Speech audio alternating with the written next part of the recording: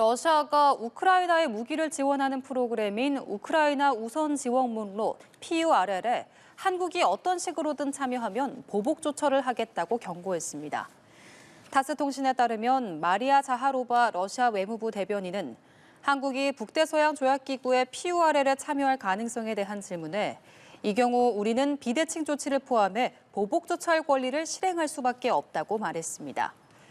한국 외교부 당국자는 전날 우크라이나 지원과 관련해 나토와 다양한 방안을 지속 협의하고 있다며 지난해 7월 신설된 PURL도 검토 방안에 포함된다고 밝힌 바 있습니다. 우크라이나 전쟁의 종지부를 찍기 위한 3자 회담이 또다시 빈손으로 끝났습니다. 핵심 쟁점인 영토 문제를 두고 여전히 입장차만 확인했는데요.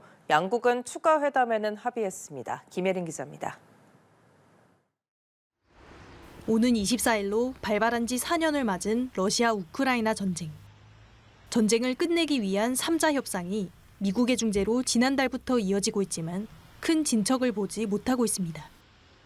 아랍에미리트 아부다비에 이어 지난 주말 스위스 제네바에서 세 번째 회담이 열렸지만 2시간 만에 끝났습니다. 러시아와 우크라이나 측 모두 회담이 어려웠고 성과는 내지 못했다고 평가했습니다. Они были тяжелыми, но деловыми. В ближайшее время состоится следующая встреча. 여전히 최대 쟁점인 영토 문제를 두고 충돌하며 포로 교환 등 인도주의적 논의까지 나아가지 못한 것으로 보입니다.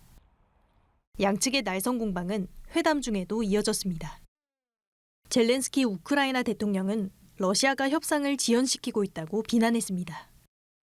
Станом на сьогодні не можемо сказати, що результат достатньо. Чутливі політичні питання, питання про можливі компроміси та необхідну зустріч лідерів ще не опрацьовані достатньо.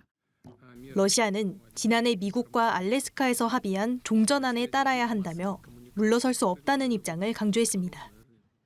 논의가 평행선을 달리고 있지만 미국 측은 낙관적으로 전망했습니다.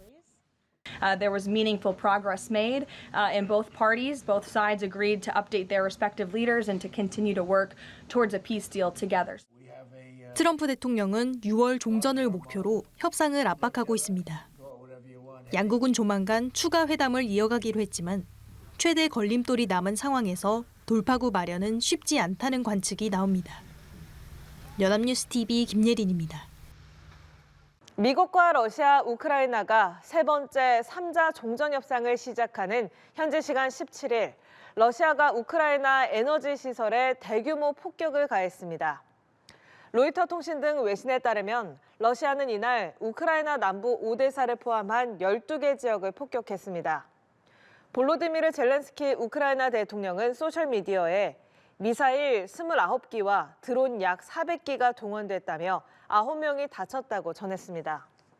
우크라이나 역시 러시아 유류 시설을 상대로 반격에 나서는 등 공격을 이어가고 있습니다. 러시아와 우크라이나가 미국의 중재 아래 곧 3차 종전 협상을 앞두고 있습니다. 러시아는 이달 들어서만 10곳이 넘는 마을을 장악했다며 우크라이나를 압박했는데요. 우크라이나도 러시아 유류 시설을 공격하며 견제를 이어갔습니다. 최진경 기자입니다. 미국, 우크라이나와 세 번째 3자 종전 협상을 앞두고 러시아는 전선에서 우위를 과시했습니다. 러시아군은 혹독한 겨울 날씨 속에서도 이번 달 들어서만 마을 12곳을 장악했다면서 우크라이나를 압박했습니다. Группировка войск «Восток» развивает наступление в восточной части Запорожской области. Соединение группировки уверенно отражает атаки противника. 러시아와 우크라이나는 서로를 향한 공습을 이어가고 있습니다. 러시아는 지난주 우크라이나 항구 도시 오데사를 향해 또다시 드론 공격을 가하면서 민간인 사망자가 나왔습니다. 우크라이나는 러시아 크라스노다르 지역의 유류 터미널을 집중 타격하는 등 러시아의 전쟁 자금줄을 노렸습니다. 앞서 젤렌스키 우크라이나 대통령은 평화협정을 체결하려면 미국이 최소 20년간 우크라이나의 안전을 보장할 필요가 있다고 주장했습니다. Сьогодні у нас є пропозиції від американської сторони на 15 років. Ми хочемо мати 20 років плюс. 30, 50.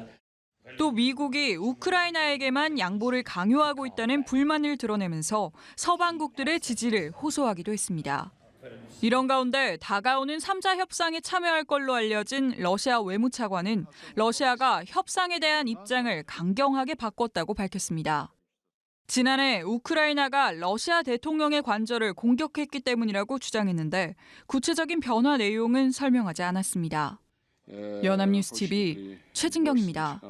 러우 전쟁이 발발한 지 만 4년이 가까워오지만 종전 협상은 지지부진한 가운데 러시아는 연일 우크라이나의 민간인까지 겨냥한 공세를 이어가고 있습니다.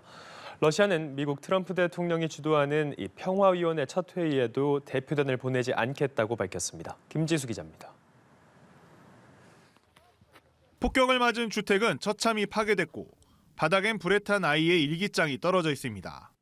러시아의 공습으로 이 집에 살던 30대 아버지와 3명의 어린 자녀가 숨졌고 임신 35주 차의 어머니는 뇌에 손상을 입고 화상 등으로 크게 다쳤습니다. Почула вже, коли він пікірував свист цей і удар. Воно навіть, як сказати, я не осознала, що навіть він дуже сильний був настільки удар. Відкриваю глаза, а воно, оце все плам'я, і на мене стекла. 러시아는 미국, 우크라이나와의 종전 3자 회담이 별다른 성과 없이 끝난 이후 연일 민간인 시설을 타격하고 있습니다. 유엔 우크라이나 인권감시단에 따르면 지난해에만 우크라이나에선 2,500명 이상의 민간인이 사망했고 부상자도 12,000여 명에 달했습니다. 러시아는 미국을 향해서도 불만을 표출하고 있습니다. 당초 참여에 긍정적이었던 트럼프 대통령 주도의 가자지구 평화위원회 첫 회의에 대표단을 보내지 않기로 했다고 밝혔고 유엔 안전보장이사회가 북한에 대한 새로운 제재를 승인하는 것도 저지하겠다는 입장입니다. 앞서 종전 협상에 속도를 내기 위해 미국이 우크라이나에 3월 종전, 5월 대선 구상을 전달했다는 내용과 함께 조만간 대선 추진을 공식화할 것이란 보도가 나왔지만 젤렌스키 대통령은 이를 공식 부인했습니다. 젤렌스키 대통령은 휴전과 안전 보장이 있어야만 차기 대통령 선거를 실시할 수 있다는 점을 다시금 강조했습니다. 연합뉴스 TV 김지수입니다.